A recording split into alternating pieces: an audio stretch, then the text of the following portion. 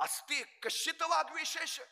प्रश्न संस्कृत मधन आहे. तुम्हाला वाङ्मयाचं काही विशेष ज्ञान आहे का? अहो त्याला कसलंच ज्ञान नव्हतं. वाङ्मयाचं कसलं विशेष ज्ञान? त्याला काही कळेना. तो नुसताच काही वेळानंतर राजकन्येला कळलं याला काही येत नाही.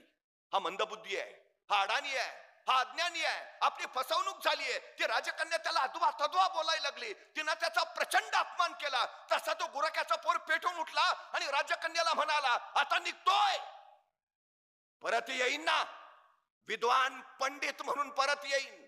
आणि त्याच क्षणी त्या गुराख्याच्या पोरानं राजवाडा सोडला आणि जंगलची वाट धरली. जंगलात तो ज्ञान साधना करत राहिला. अखंड अखंड अखंड ज्ञान साधना.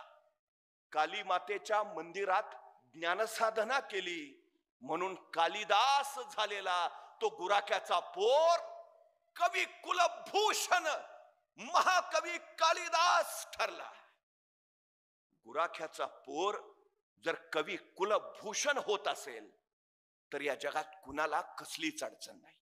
कुणी काहीही घडू शकतं, कुणी काहीही बनवू शकतं. ही सगळ्यात महत्वाची गोष्ट